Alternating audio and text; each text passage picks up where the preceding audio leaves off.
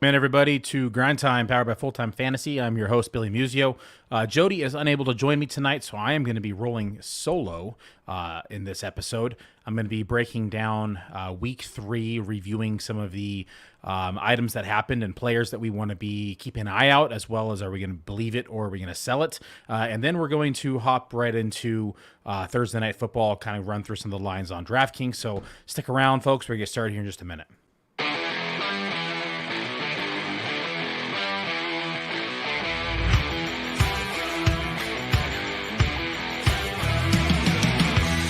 Welcome to the Full Time Fantasy Podcast, presented by the Fantasy Football World Championship, home to the industry's most accurate rankings.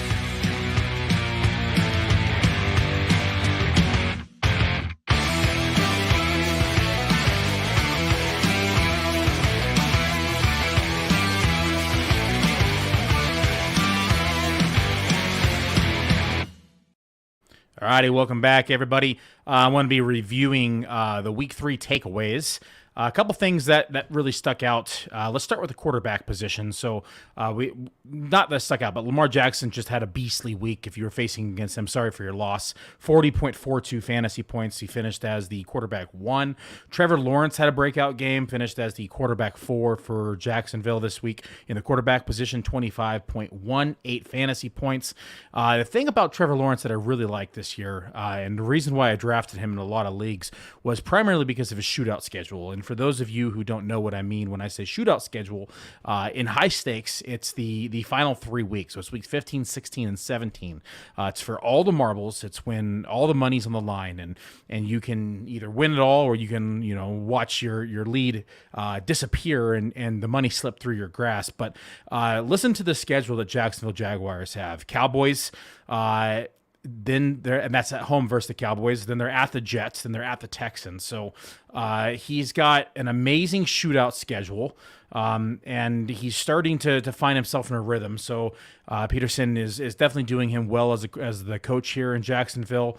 Last week he went 28 of 39. He had a 71 completion percentage, 262 yards, and 3 touchdowns. The week before that, actually, Trevor Lawrence went 25 for 30. He had as an 83.3% completion percentage and another 2 touchdowns. So seems to be getting himself in a groove. This offense seems to be finally clicking. I do hopefully expect to see Travis Etienne more involved. I know he was one of my breakout candidates in the beginning of the year, but Trevor Lawrence has definitely been doing well for your fantasy teams if you drafted him. And like I just said, that shootout schedule is very nice. Welcome to the show, Nadia. Thanks for joining us. And the guys, it's just me tonight. So if you have questions, go ahead and load them on in the chat. The more interactive we are, the easier this is for me when I'm rocking solo, because I can just answer questions and I can just kind of bounce back and forth between your questions that you have, either start sit questions or dynasty questions or trade questions, whatever it is. Throw it in the chat. Be more than happy to get them answered for you. And I'm just going to continue to run by position through position. So like I said, Trevor Lawrence, for those who are just joining us, has a great shootout schedule, playoff schedule for your home leagues or for the high stakes side of the shootout. And I'm excited to see what he's going to be able to do the rest of the way. Joe Burrow playing tonight in Thursday Night Football. He comes in as my number 5 ranked quarterback this week. Why, you may ask? Well, if you look at the Miami Dolphins and their defense, they are actually giving up the most fantasy points to opposing quarterbacks right now.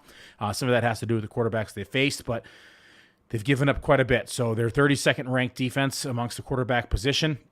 They've given up 931 passing yards, only to have 1 interception. They've given up 6 touchdowns. They've given up a touchdown on the ground, as well as 166 rushing yards versus the quarterback position. So I don't expect Burrow to rush that much tonight, but I do expect him to have a pretty darn good game against this Miami Dolphins defense, who's only taken away the ball once versus opposing quarterbacks. So Joe Burrow, like I said, finished last week as quarterback 5. He's going to be my quarterback 5 this week. Geno Smith, actually, week 3, came in as quarterback number 7, 19.9 fantasy points.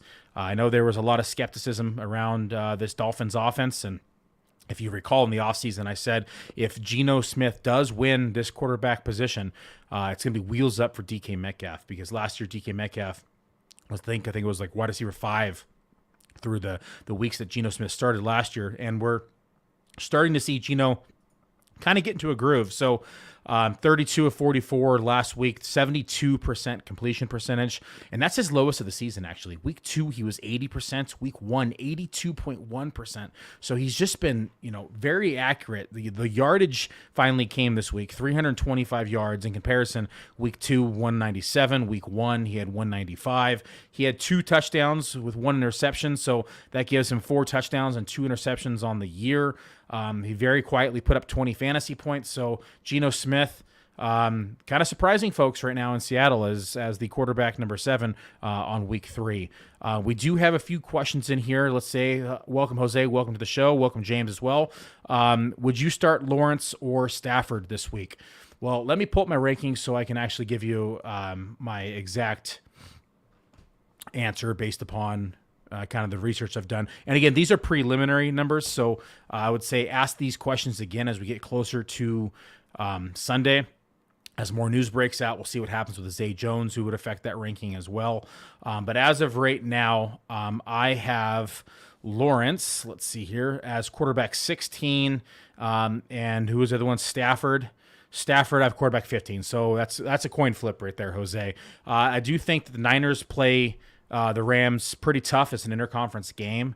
Although Philly's a very good defense as well, but I'm going to slight lean Lawrence just because Niners and Los Angeles Rams are usually pretty tough against each other. So slight lean Trevor Lawrence coming off a big game. He does get Darius Slay in Philly, so that's going to be a coin flip, but I'm going to lean with Trevor Lawrence here for just this week. We have James. Welcome, James, to the show. Tua or Burrow.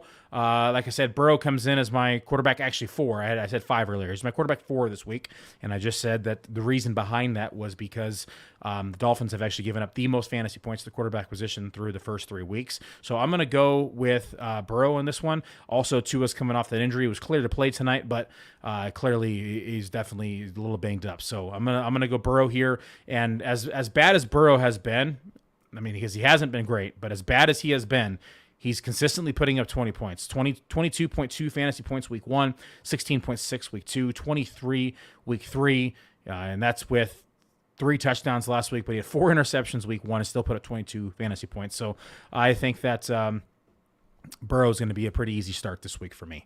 We have Nadia with another question here. Give it to me straight. Are Armando Stevenson is going to survive with no Mac Jones?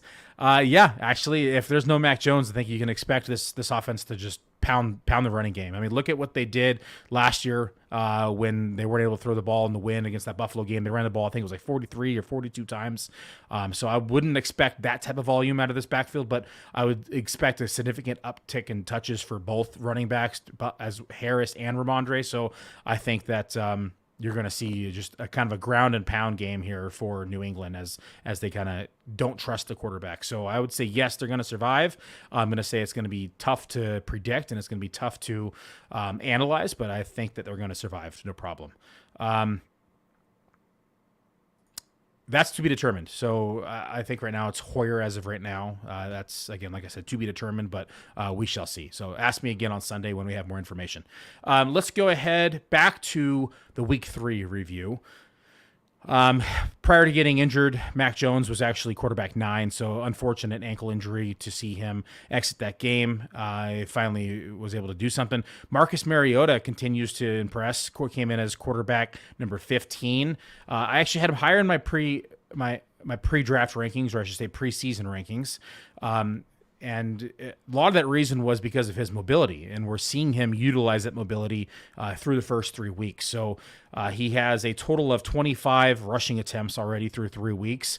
It's 92 rushing yards and 2 rushing touchdowns.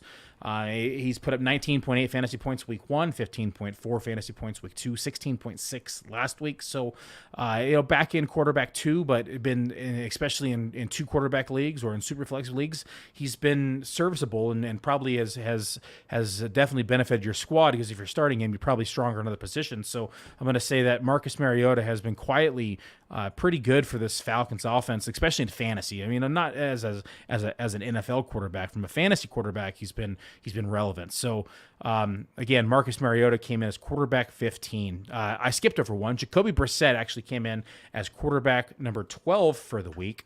And Brissett has been really targeting Amari Cooper. So I think this has been good for him. The running game, which has also been outstanding. Nick Chubb last week putting together quite the show. It's definitely opening up some of the passing game for Jacoby Brissett. And if you take a look back at what he did last week, he was 21 for 31, 67.7 completion percentage, 220 yards, 2 scores, no interceptions. So that totals him up to 4 total touchdowns in the year, only 1 interception.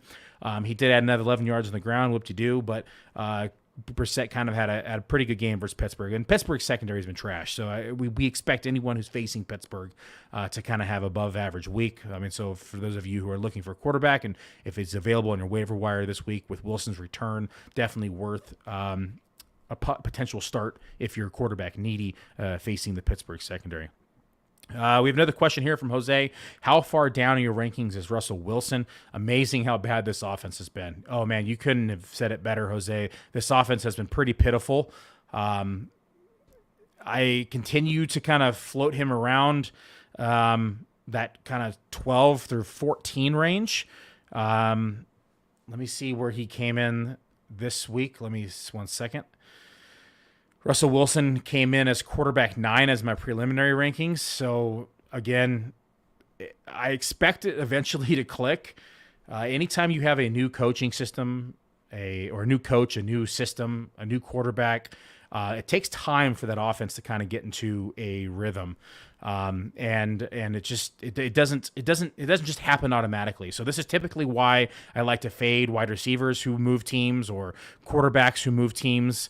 It takes time for those players to get into a rhythm and to find each other's, stride, or to get into stride and to be able to hit them in stride when they're running the routes, to learn what their thought process is. So Russell Wilson, I do expect them to eventually get things situated. You look back at the points allowed for the season, and the Las Vegas Raiders, which is who they're facing this week, have given up the 4th most fantasy points to the opposing quarterbacks. That's the 29th ranked defense versus quarterbacks. They've given up 820 yards, 5 touchdowns. They've only given up 2 interceptions, another 2 rushing touchdowns on the ground. So if Russell Wilson isn't able to get it this week, I do have some serious concerns moving forward, because this secondary for the Raiders is nothing to be afraid of. And I would say let's pump the brakes on completely getting scared right now of Russell Wilson. I think the concerns are warranted, but I'm not going to freak out quite yet. Now, ask me again on Monday or Tuesday. We have time to kind of review the analytics and take a look at all the details. But if he can't get it this week versus the Raiders, I think that there's some serious concern for Russell Wilson in this offense. And I think a lot of it has to do with Hackett, but a lot of people are quick to blame the coach, but Russell Wilson has just been playing like trash just in general. So a lot of this is on Russell Wilson. There is a lot of play calling issues and time management, and there's a whole bunch of concerns for this offense, but I'd say let's take a look and see what he does here against the Raiders. Scott asked, where's Jody? Jody had a family emergency. Scott had to cancel tonight, but we are rocking solo and we're ready to go. So there's not a problem. I got Jody covered, and I'll get him filled in when he gets back. Another Connor question. Welcome, Connor, to the show. Hello, Billy. Hope you're having a good week so far. I'm starting Craig Reynolds this week. Okay, diving deep into the abyss already, as I have no other options. What are your thoughts on him? So Craig Reynolds has been surprisingly productive in his starts and in his playing time so far through Detroit. I do think that Jamal Williams is going to handle the lion's share of the touches, but I do think that Craig Reynolds will be involved. Looking back into 2021, he was productive in his time as well. He's not the fastest, he's not the strongest, but he does have pretty good vision. So it's a desperation play. I would honestly take a look at your waiver wire and see if you have somebody like Justice Hill out there who's going to probably see a little bit more playing time, and it's probably going to see a few more snaps. Not knowing how deep your league is, but that's probably another option that's worth considering, and you might want to take a look at some other handcuff RBs that might have a chance as well. If you have any other, feel free to throw them in the chat. I'd be happy to take a look at them as I'm doing the podcast. Welcome to the show, Stats Guru. Scott's cracking me up here. Welcome, Anthony, as well. So 14-teamer Hill is out there. Yeah, I would probably add Justice Hill over Craig Reynolds. Now, if you're a Jamal Williams owner or a Swift owner, it may be worth rostering Craig Reynolds as well. But if you just take a look at, let me pull up the snap count real quick. Don't have this data memorized on top of my head, but Justice Hill has also been receiving some pretty high praise from Harbaugh and the staff right now. Going over to Baltimore, let's take a look at the running back position. So running back snaps, Justice Hill ran let's take a look at total. Let's go to game 3. Okay, Justice Hill actually ran 48.3% of the snaps last week in Baltimore versus J.K. Dobbins 43.3%. Now, we don't expect Dobbins to just bump up to 50 or 60 right now, so I think that Justice Hill is still going to be heavily involved. And watching the tape, he looks explosive.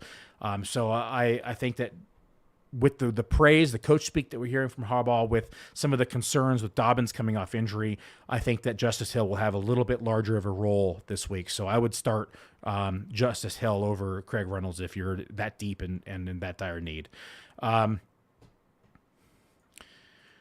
What are your takeaways through the first 3 weeks of the season? For me, the very small amount of running backs that are truly dependable every week. Yeah, running back. So I saw a post on Twitter. I forgot who posted. I would like to quote him here, but they said the dead zone in running back was from rounds 1 through 15, and that's so accurate. So anyone who started 0 running back is probably sitting in a pretty good spot. I know my Jonathan Taylor teams or my Christian McCaffrey teams aren't performing as well as my 0 running back teams. So the beauty about being able to do volume is that you can build diversely and kind of, get a little crazy with your build. So hopefully you have enough teams where you're not heavy running back, because you're probably not sitting too well in the standings if you're a robust running back or even an anchor running back build right now through the first couple weeks. The other bench spots, let me see, Connor. My other bench spots that are Cook, Gainwell, Pacheco. Swift was your starter with Pollard. Yeah, for me it's Pollard and Justice Hill this week, or Pollard and Gainwell pretty easily. I would start either of those guys over Craig Reynolds. All right, let's go back to the takeaways for week 3. Let's go to the running back position. Khalil Herbert had an amazing game, burst onto the scene last week after David Montgomery left with an ankle injury. Khalil Herbert ran the ball 20 times for 157 yards, 2 scores, added another 2 targets, 2 receptions, and 12 yards.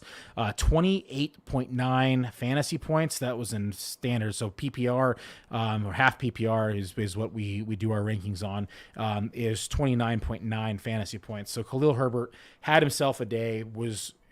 I saw him available on some waiver wires in high stakes. He shouldn't have been available. If he is available, you're lucky to be able to at least get a chance to add him to your waiver wire. He's taken in almost every league I've been in. I've only seen him available in one league, and somebody dropped him because they had not enough patience. So Khalil Herbert finished the week as running back number 1. This week in my rankings, where we're expecting David Montgomery to sit, in my preliminary rankings right now, Khalil Herbert comes in as running back number 15. So again, these are subject to change. And I would say verify. So they're posted over to Full-Time Fantasy. You go to Full-Time Fantasy on the page, right at the top, it says week 4. You can take a look at that, and then from there, you make sure you sort that, though, because it has Jody's rankings and my rankings in there. We get a lot of questions based, why are these so different? Well, there's 2 different people. There's staff rankings, there's Jody rankings, there's my rankings. So make sure you take a look at which rankings you're looking at, and inside that article at Full-Time Fantasy, it has the widget in there for our rankings over at Fantasy Pros that we do for the contest, and they get finalized on Sunday morning. So that being said, we're changing them all the way up to it because there's so much news that affects these. So as of right now, Khalil Herbert comes in as my running back 15 for week number 4. Connor, thank you for the donation. Appreciate you very much. Glad you're able to pick up Hill. Hopefully it works out for you. Hiller, nice to see you in Vegas, buddy. I'm thankful for you that you came in and said goodbye before you left. I was in the middle of 2. I was drafting 2 drafts at the time, so sorry I wasn't able to spend more time with you, but love seeing you there. Always a pleasure seeing you. Back to the running back position, Saquon Barkley, who was my comeback player of the year inside my articles over at Full-Time prior to the season, finished the week as the running back 2. He's the running back 1 of the season right now, but Barkley had an outstanding game here, Monday Night Football against Dallas. Barkley looks like his old self. He really does, and a lot of this is a competent coach who's utilizing his skill set, and we're also seeing Barkley's healthy as of right now. Knock on wood. But 14 attempts for 81 rushing yards, one score. He had another 4 targets, 4 receptions, and 45 yards on the ground. In the air. Barkley just is looking like his true form. He's explosive. He's looking strong. He's got great vision. This is the Saquon Barkley that we all drafted in the past, and that we knew of his elite talent. Injuries were the only thing that were really holding him back. So hopefully he's able to stay healthy and stay on the field. So Saquon Barkley finishing week 3 as running back 2. And wheels up for Barkley as we continue on in the season. So Jamal Williams came in. Sorry, Saquon Barkley was 5. Jamal Williams was 2. Sorry, I was looking at the wrong sheet. Jamal Williams came in as running back number 2 on the week, 22.7 fantasy points. I expect Jamal Williams to be heavily involved this week with the absence of Swift. So right now, preliminary rankings, Jamal Williams is my number 9 running back on the week against Seattle. So he was already getting goal line carries. He was already getting involved in the passing game. He was already involved when Swift was on the field. Now you remove Swift from the equation, and Jamal Williams is easily a top 10 running back for the time being, while Swift is recovering and getting right. So if you have Jamal Williams, he's a must start. I mean, I can just shout out a couple names here that I would be starting over. I'd be starting him over. I'm starting him over Cordell Patterson. I'm starting him over Najee Harris this week. I'd be starting him over James Conner, Dameon Pierce, Antonio Gibson, Miles Sanders. I mean, these are no, chump names. These are running backs that people drafted as the running back 1 or the running back 2. And this week, Jamal Williams comes in. I'm going to read you the list that I have ahead of him this week. Barkley, Chubb, Eckler, JT. If McCaffrey plays, CMC, Mixon, Henry, and Fournette. That's it. And I'm debating on moving Jamal Williams ahead of Fournette this week. That's how much I think Jamal Williams is going to be involved in this offense, and that's how much I trust him. I mean, like I said, he's been heavily involved even with Swift on the field. Let's look at weeks 1 and 2. So weeks 1 and 2, he had 11 attempts and 12 attempts, 53 yards. But again, goal line touches. He had 2 touchdowns in week 1. He had targets, so not a lot of targets week 1 and 2. He only saw 1 target, 2 targets on either week 1. He saw 2. Week 2 he saw 1. Week 3 he saw 2. So we expect an uptick in usage in the passing game, which is where those fantasy points are going to come from. But last week, 20 for 87. That's 4.4 average. 2 touchdowns on the ground. Now we're not expecting 2 touchdowns, but I'd probably say he's a pretty sure bet for a 1 touchdown this week. I haven't taken a look at the DK line for anytime touchdown score, but I would definitely put money on Jamal Williams on that line. But I'm going to say he's probably good for close to 100 all-purpose yards, if not over, and then at least 1 score. So Jamal Williams should have himself a pretty damn good game this week. And Detroit's been pretty hot. You're talking about one of the best offensive lines in football, so there's lots to like about Jamal Williams and this week for week number 4 in fantasy. Let me get caught up some questions here. Anthony has a couple questions. Running back 2-ish deep teams will make comeback later in the season. May be too late though. Yeah. So I was talking with my buddy Dave about this, Dave Hubbard, my draft partner, and we were talking about teams that have Jonathan Taylor, teams that have Christian McCaffrey. And if the teams are able to make the shootout, you're going to have a pretty big advantage over the field that's in there with a lot of receivers, because if these guys start to get hot during that time, they're going to be less owned and low ownership in the shootout schedule. So definitely something to keep an eye out. I'm definitely interested to see how it continues. If you have not done so, go on over to Full Time Fantasy and take a look at the Week 3 recap for high stakes as well. I recap all the tournament plays, the World Championship, the Player Profiler Championship, as well as Superflex Bowl, kind of run through the most owned players, most added players and waivers, I should say, as well as the top 20 for each tournament.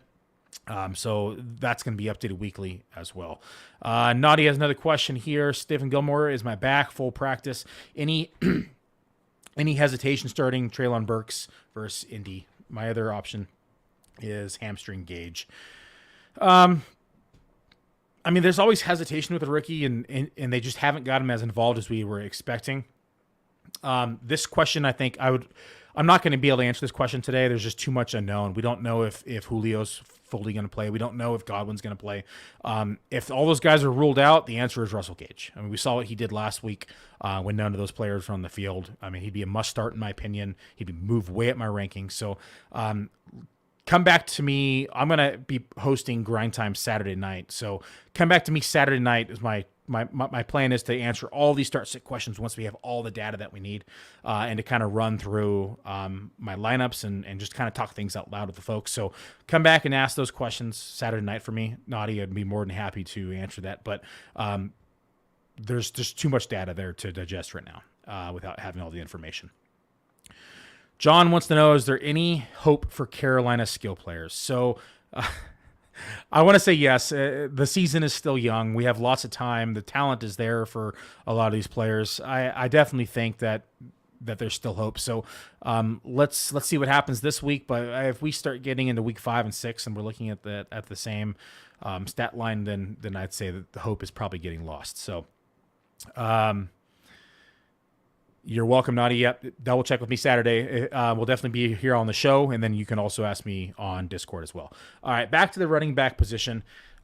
James Robinson, man, I tell you what, James Robinson is a back that I projected in my preseason rankings.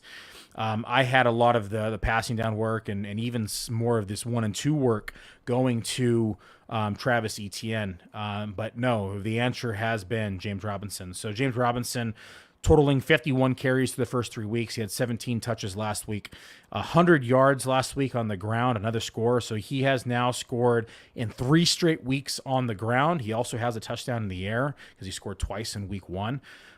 So week 1, 19.9 fantasy points, 15.8 fantasy points week 2, 20.6 fantasy points week number 3. James Robinson continues to impress.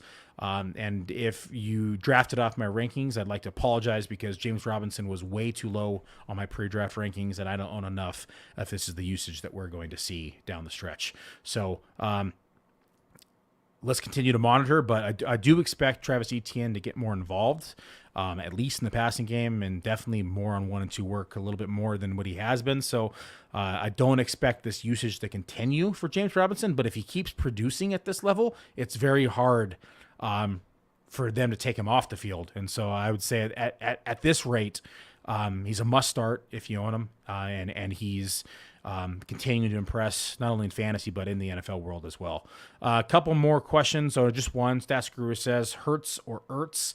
Easy answer is Ertz. Ertz has just been heavily involved. So that one's a pretty easy one for me. Hertz comes in probably about 8 or 9 spots lower in my rankings this week, week 4. Let's go ahead and move on to the wide receiver position. Then we'll hop into some then to tight ends, then to Thursday Night Football. Devonta Smith had himself a day. 22. No, let me go to PPR again. PPR 30.9 fantasy points. It seems to be, if you don't have an Eagle player on your team, that if you're facing against Eagle stacks, good luck in your matchups. He had total of 12 targets, 8 receptions, 169 receiving yards with 1 touchdown. So Devonta Smith has officially broke out. That's the kind of game that we expected from him at least some point this year. I would say he's not going to have that type of game again in Jacksonville, but I definitely think that another 8 or 9 targets is definitely in store for him, probably 80 to 90 yards and a potential score. So Devonta Smith, not going to finish as wide receiver 1 again, but definitely going to be bumped up in the rankings for most the consensus rankings moving forward. That's right. Fly, Eagles, fly. They're definitely flying right now. I think they look like one of the best teams in the NFL, quite frankly. Question here is, what are your thoughts on Stevenson rest of season? I'm assuming that's Ramondre Stevenson. I think it's going to be tough to start him. You're going to start him, and he's not going to put up the numbers. He's honestly going to be like Myles Gaskins last year. You're going to start him one week, and he's going to put up 6 to 8 fantasy points, and then you're going to bench him next week, and he's going to score a touchdown or 2, and he's going to pop off, and then he's going to be on your bench, and then you're going to start him again, and he's going to put up like 8 or 9 fantasy points. So it's going to be very frustrating owning Ramondre Stevenson. And this was kind of the fear just in general with any Patriots running back. It happens every single year, and we continue to draft Patriot running backs, and there is upside. I mean, Ramondre, if they just fully committed to him in the passing game and on goal line work, then he's the back to own, and I still think he is the back to own, but they're going to continue to utilize Damian Harris as well. So I said earlier, Mac Jones is going to be missing some time. I think that they're going to be leaning on the running game, so let's see what that usage looks like this week. We'll kind of get a better baseline, what it's going to be like moving forward. Most of the time, you're probably going to be stuck starting him because you drafted him in your flex spot.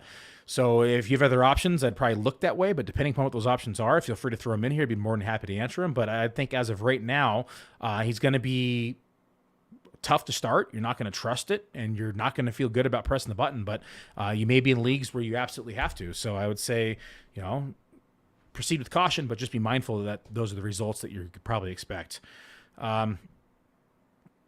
Yeah, that's a very fair point. Devontae owner still disappointed because he had the stairs at halftime. Oh, I hate when that happens. Yeah, you're expecting this monster week and then it just kind of dies off. Back to receivers. Mack Hollins, surprise, finished as the wide receiver number 2 here for the Las Vegas Raiders for the week. Wide receiver number 2. I don't expect this to continue. It was kind of a fluky game. I do not expect him to be in the top 10 again. I know he was one of the biggest waiver wire ads. I'm just not buying it right now. So I may be wrong, but I'm going to make him beat me. So moving on, Russell Gage. We talked about him earlier. He finished the week as the wide receiver 4. Again, we had nobody else in the field. There was no Julio. There was no Godwin. The rest of the passing game was just non-existent. He had 13 targets, 12 receptions, though, so phenomenal job securing the ball. 87 yards, only a 7.3 average, so not astronomically high on the average, but he had a total of 1 touchdown, so pretty good week for Russell Gage there. Let's see what happens if who's going to be ruled in, who's going to be ruled out, because a lot of his rankings and these start-sit questions will be based upon the availability of the other receivers. We for sure have Evans back this week, so that's at least one other mouth to feed. So I would say if we have Julio or Godwin on the field as well, can't expect that type of week from Russell Gage moving forward.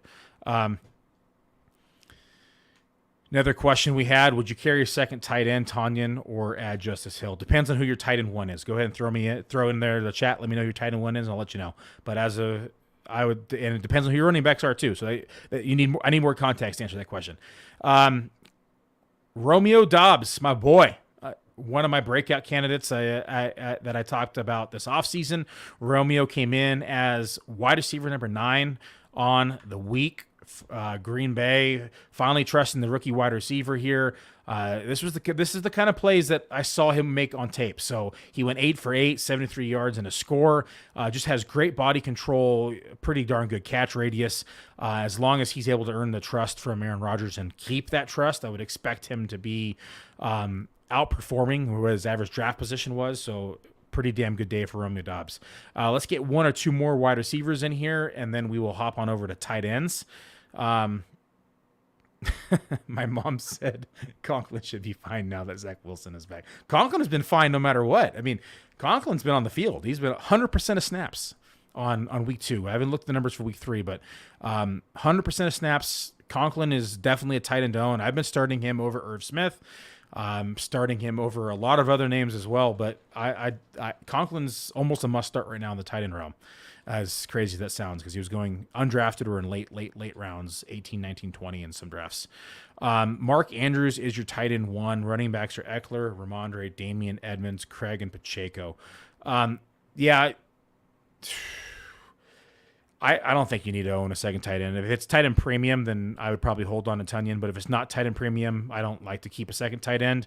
I'd rather have the handcuff and just roll the dice. If something happens to Andrews, likely might be available in your waiver wire. You could pick him up and just blow your fab, or there's probably another tight end that's going to be start worthy if something happens to Andrews. But Andrews teams, you draft him as a top 1-2 tight end. You expect him to be a top 1-2 tight end. If he gets hurt, that team's going to be in trouble anyways. So I would say just roll with Andrews. Go ahead and pick up Justice Hill. You can drop, I think you said Robert Tonyan. And just, as long as it's not tight end premium. So just verify that and then go for it. Zach Wilson does love Barrios. Kev, welcome to the show, buddy. Thanks for joining. Everybody, if you're in here, please throw a like onto the YouTube. Helps the algorithm out. All the comments are great. Love the interaction.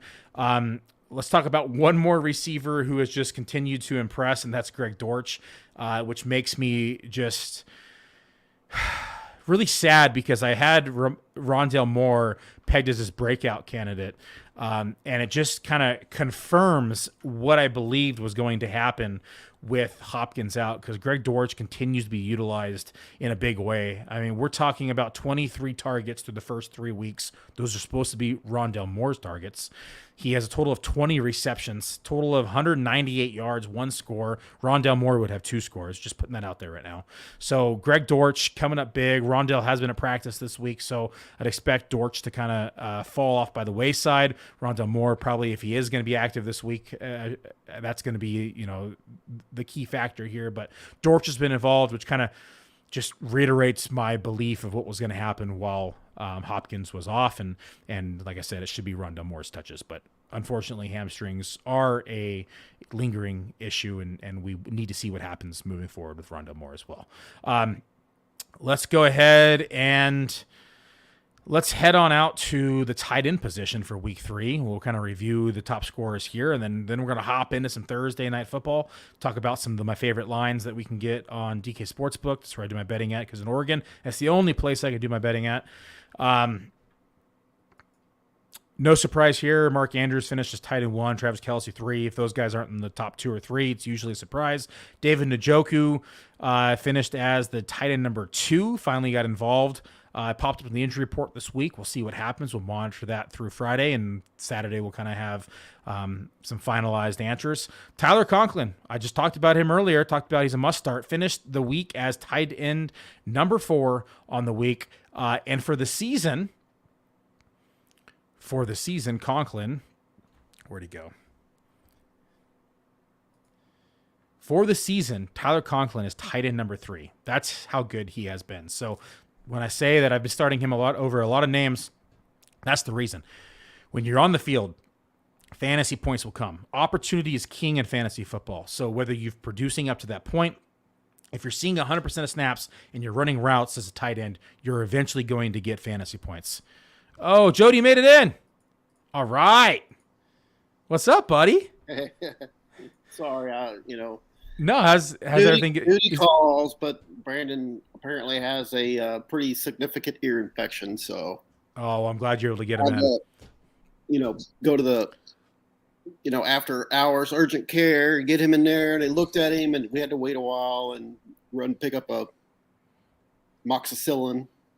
Yeah, well, I'm glad that you're able to get him situated and you'll be able to get that medicine and get him healed pretty quickly. We're already on tight end, so running through this, we've had a lot of interaction, a lot of questions from everybody here. Wheeler's telling everyone to smash the like button. Please smash the like button. Let's get your first start-sit question for you. Conklin or a healthy Njoku? Well, you got to like the track record of what Conklin's done. He's like tied in 3 for the year, but the big caveat there is what's going to happen with Zach Wilson coming back, and that's like the concern for me. But I still would stick with him because he's been so consistent with the targets so far this year, and maybe that gets written into the offense now that Zach Wilson's under center. And Njoku, didn't do anything for the first couple of games, then he comes out of nowhere last week, and that really cost me, like with my rankings and all, because I had kept sliding him down my rankings, and then he went off last week. So it feels like the kind of situation where, because that's recency bias, we just saw him go off, people are going to maybe think about overrating him a little bit this week. But it feels to me like Conklin, the track record in 3 games has been pretty good. So I would give him the benefit of the doubt that he's not, going to fall off too significantly with Zach Wilson. I mean, it's possible he's even better, but I doubt it. But I think in that situation, I would stick with the steady hand and Conklin. Yeah, he's definitely the receiving option in the tight end field. So Uzama's been more of the inline blocker when he has been on the field. So Uzama came back last week, week 3. Conklin saw his lowest snaps of the year, 79.5, which is still pretty darn high. So that's coming down from 100% in week 2, coming down from 91.7% in week 1. I expect him to be in that 75 to 80% range, quite frankly, just because they're going to throw Uzoma in the block. But Conklin, when he's on the field, he's running routes. That's the option that you want in the passing game. And that was what we heard in the offseason. So glad to see it's actually playing out. Next question, Jody, for you. Wilson or Mariota this week? Pittsburgh secondary is trash. Pittsburgh secondary? Yeah. Well, I mean, you can say that Pittsburgh secondary is trash, but couldn't you argue that what we've seen from Wilson so far in his career has been trash? And yes. It's been really, I mean, and now you're coming out of nowhere. You're talking about an offense that was really humming, well, sort of, with Joe Flacco throwing the ball 50 times. I seriously doubt they're going to let Wilson keep up that kind of pace. Mariota's been, he's a guy that I've always liked and wanted things to work out for him. I know he's just going to be a bridge option for the Falcons, but he's been pretty good this year. So, I think I'd stick with him before. I want to see, just like we were talking about with Conklin here. I kind of feel like Conklin, he deserves the benefit of the doubt. So I'd leave him in my lineup just because you just mentioned the snap share. I don't know with Zach Wilson. I think I'd make him earn it first. I think I'd stick with Mariota here. Okay, yeah, I mentioned Mariota earlier. He had a good week for what he finished as the running back 15. He's been kind of floating into that, quarterback 2 range. It's all been in the rushing game as well. He hasn't been great from an NFL perspective, but from a fantasy perspective, he's been great. He gets the rushing yards. He's getting a touchdown or 2 a game. So I think Mariota is still sneaky good. Although a lot of people have been kind of abusing this Pittsburgh secondary, I think it's a close one. I probably lean Mariota as well, but I think coming back, also, as he's coming off injury, so yeah, I'm going to lean Mariota here, but it's closer to me than it is probably to most. Oh, he's talking about Russell Wilson. What's sad, is that we have to go. It's sad that we have to actually wonder. Oh, he's talking about Wilson at quarterback. I mean, gosh, the argument is. I mean, I feel like I would definitely start Russell Wilson over Zach Wilson, so it makes it a little bit closer for me, but man, Russell Wilson has been so bad. But in this case, playing the Raiders, who have been giving up a ton of fantasy points to everyone they've played so far, that team is looking in turmoil. I'll give Russell Wilson, like, he's probably going to come in for me around QB 12 or 13 when my final rankings are due. And it's feel like I was really high on Russell Wilson coming into this season with the weapons and all that. It's been one of the more baffling things so far in the first 3 weeks is figuring him out. In this case, though, I feel like against the Raiders, I feel pretty good that I would start him over Mariota. And, again, Mariota's been fine, but it's a tougher matchup with them at home against the Browns. So let's give Wilson, one more week before we start thinking about sending him along with what we did with the Bears. Before you hopped on the show, I talked about the Raiders and how they're giving up the 4th most fantasy points to the quarterback position. We're talking about 820 yards, only taking away the ball twice, 2 interceptions, 5 touchdowns, and another 2 touchdowns on the ground to quarterbacks. Lack of turnovers from the defense has been something that's plagued that team for several years now. So. Yeah, so I go Russell Wilson here. It's funny that we even had to compare the two. That's kind of funny, actually. So that's where we are in 2022. That's right. All right, let's go back to the rankings. Kyle Pitts finally had a game. He came in as let's go to half point PPR again. Kyle Pitts came in as the tight end number 6 for the week. This is kind of what we expected from Kyle Pitts from the get-go. Let's see what continues to happen. Jody just said Cleveland's a little bit tougher, and versus the tight end position, they're actually probably top 12-ish. Yeah, so top 1, 2, 3, 4, 5, 6, 7, 8, 9, 10th best defense versus the tight end position. So it might be another tough sledding week for Kyle Pitts. This just the tight end landscape this year. Like, let me just read you off some of the names that were inside like the top 15. Jelani Woods came in at number 4. Will Dissly number 7. Jordan Akins number 8. Jeff Swaim at 10. Josh Oliver at 13. Cameron Brate at 14. Like, I didn't have any of these guys inside like my top 20 this week. Did you? No. Do you remember week 1? Yeah, week 1 was even crazier. Taysom Hill was tight end 3. Will Dissly was 5th. Colby Parkinson was 8th.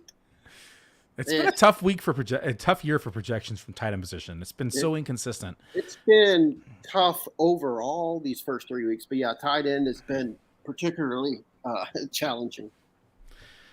Well, let's go ahead and hop into Thursday Night Football. I want to run through some of the lines here before we get off so we can get everyone out of here for kickoff. Let me go ahead and pull up the DraftKings Sportsbook. I had it open. I accidentally closed it. So it's a pretty interesting game. It feels like my initial look at this game was it feels like they're begging us to take Miami. Because you would think, okay, it's one of the last 2 unbeaten teams. That, we're still fresh in the memory of what they did in the fourth quarter of that game, and then they came around and beat the Bills. And you would think that this line against the 1-2 Cincinnati team would be a pick 'em, or maybe the Bengals favored by a point or something. But for it to be, what is it, 4.5? I can't get logged in, actually, to DraftKings. So, are you able to pull up the line for me? I can't. I got logged out. By what I wrote earlier, I write the Thursday Night Football premium for us every week, and I kind of stayed away from the line, and I just picked the under because it opened at 48.5. I know it dropped to 47. Okay. Let me just pull it up without logging in, see if I can... It's telling me that I need to update my application. I don't even know what that is. That's great timing. What are you trying to look for? Player props? Yeah, I can't help you. I'm in Texas. Oh, yeah. Okay. I guess we're not doing player props tonight. That's kind of lame. Maybe there's somebody else that has the lines or something on them. But I'm getting an error code. Let me see if I can look for you. Usually I can just that's not something I ever do. There we go. Now I'm just not logging in. Here we go. Here's the lines. Okay. Let's say normally I can just click on it and get around the lines. All right. The line tonight is -4 Bengals. Over-unders at 49. Money line -190 Bengals. Yep. I need to change my article. I got 2 points out of it because I picked under 47. So I'll go back and edit that. Do you so you picked the under on 47. I'll definitely change it to 49. What's your take on the spread? Do you got Bengals -4? Or do you have Dolphins? Again, it feels like a trap, like they're begging us to take Miami. I feel like the Bengals have a pretty good chance of getting the ball up and down on this Dolphins defense. You've got good secondary, but other than that, the Dolphins, you look at their fantasy points. I know it's kind of skewed from that one game, but they've been giving up quite a bit of points to receivers and to quarterbacks. So, yeah. Again, I don't have a strong feel for this, which is why I picked the total versus what I usually do is pick the spread. But forced to pick, I would take Cincinnati. I might look at the money line, but forced to pick a spread, I probably would take the Bengals. Okay, -4. Yeah, especially with Tua coming in a little banged up, right? He was cleared last minute to play, so maybe we see him get injured, and I don't know. I think that I'm actually surprised the line's only -4. I would expect it closer to 5.5, quite frankly. But Miami's been pretty damn good, so I think that line is already baked in with a Tua injury. So let's go ahead and take a look at some of the passing props. So Joe Burrow over under 275.5. Well, like I said, I think the Bengals should be able to move the ball, but since I'm kind of on the under, let's go 275 feels, it's not a bad line or unrealistic, but it feels like they could be an under. I'm going to go over. So the Dolphins have actually given up 931 yards through the first 3 weeks, six touchdowns. So that's over 300 average. So I'm going to go over here for Joe Burrow. Tua's line is 255.5. You going over under? Under. Okay, and then let's go look some rushing props. Chase Edmonds rushing prop 34.5. Over under. 34.5. They're not making much effort to run the ball, and he's splitting carries with Raheem most hurt. I don't know, man. I don't know how much they'll even try to establish the ball, but that line feels so low. It's the kind of thing where if I were doing an underdog thing, I'd be like, oh, he's going to get over that. So I'm just going to go under again. Yeah. Okay. And his usage has been pretty inconsistent. I mean, his snaps are still there, but how about Joe Burrow over under 9.5? 9.5 rushing for Burrow. I don't have his running numbers in front of me. I don't know how much he's going to run the ball, but not a lot. Under, I mean, they're winning the game. If they're kneeling on the ball at the end of the game, you're talking negative 3 to 5 yards in that one. So I'll go under. Okay, Joe Mixon over under 64.5. I don't know how the Dolphins have been doing against the run. It feels like Mixon's been a little bit of a disappointment. I think he's only been over that number once in the first 3 games. Yeah, Dolphins are 1, 2, 3, 4, 5, 6, 7, 8, ninth best against the run. They've only given up 168 rushing yards on the season so far, and they have given up 0 touchdowns. Yeah, that's right, man. He's been pretty respectable against the run. Let's go over on that one just because it feels like that's Mixon, he's still got a little bit of speed to him. He could break off a 20, 25-yard run at some point in the game, and then you're looking really good towards an over. So, okay. I like that as well. Let's go ahead and take a look at some receiving props now. All right. Did I miss them? Oh, it's on the same page. Rushing prop / receiving prop. Okay, it's down here. Chase Edmonds, receptions, 2.5, over under.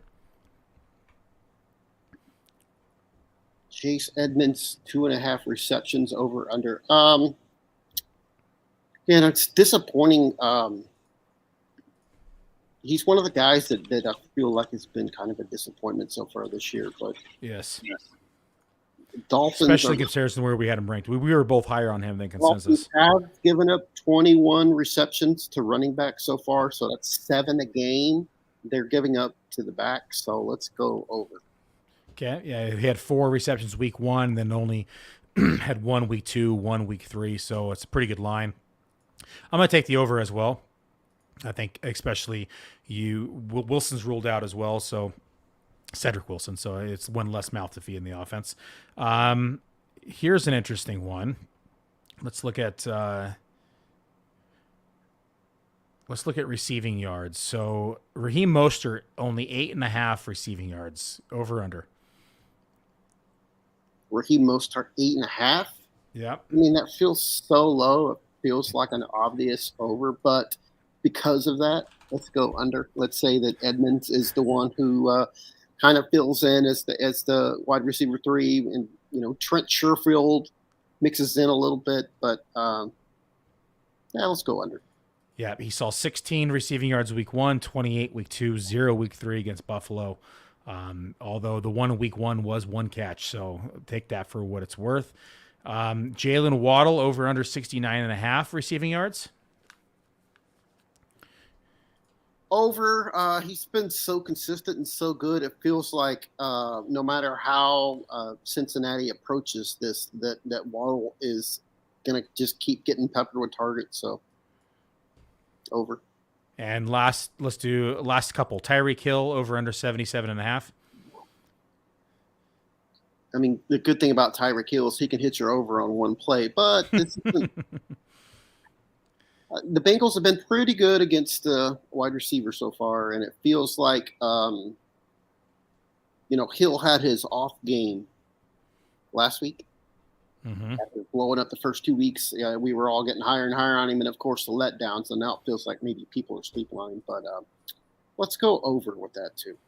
Okay, and then let's look at let's take a look at Higgins, 64.5, over under. Higgins, 64.5. He's got a guy that, he's going to average you about 12, 13 PPR points a game. So he would need to get you, 4 grabs for 70-something yards to get in that range. what is it, 66? 64.5. Just a hunch. Let's go under. Okay, and the last one, Jamar Chase, 73.5. Over under. Over. It feels like we're due for a monster Jamar Chase game, and maybe when got a national TV game, and he's number one in the NFL in targets, believe it or not. So he's going to keep being an emphasis, and should be. So let's say that he's going to finally start having those games we were projecting for him all summer. Okay, we got a last start sit question of the night. Then we're going to go watch some football. You want to start Zeke this week or Bateman in the flex? I don't see how you're sitting Rashad Bateman as hot as Baltimore's passing attack has been. I mean, he's clearly the number one option there. And at this point, I mean, Lamar Jackson is head and shoulders your number one quarterback. So it feels like you just kind of want to keep attacking that. And Zeke salvaged his value last week with a touchdown against the Giants. We talked about that. He always seems to manage to score against the Giants, but really got outplayed when you look at the numbers by Tony Pollard. And, you kind of have to start wondering, is this going to finally be the week that Pollard actually gets more snaps and more carries than him? Probably not. But, yeah, I don't see how you said Rashad Bateman at this point. And then I had one on Twitter that I told him to ask that I am going to go ahead and ask for him. It was Zeke or Chase Edmonds. I don't know. I mean, Zeke, I didn't want to necessarily downplay him. He's been okay at his role, but it feels like Chase Edmonds would need to have a really good game for what he's been doing, notwithstanding the 2 touchdowns last week that felt kind of flukish when you look at the amount of touches he actually earned in that game and consistently has been these first 3 weeks. So I think I'd stick with Zeke because, it feels like the floor for Elliott is going to be 12 to 14 touches. And Edmonds doesn't even have that in the ceiling so far. He hasn't come close to that yet. So it just comes down to raw touches, Elliott. All right, everybody. That is the show tonight. Let's go get – I like this idea. Let's go get a cold one. I apologize for missing the, half nope. the show. But no need to apologize. Family first. Family first. No need to apologize. We got I like his idea. Let's go grab a cold one. Let's watch some football, and we'll see you all back here. I'll be back here Saturday night for grind time, answering more start-sit questions and running through last-minute news and injury reports heading into Sunday Night Football. So take care, everybody. Have a good night, and enjoy the game.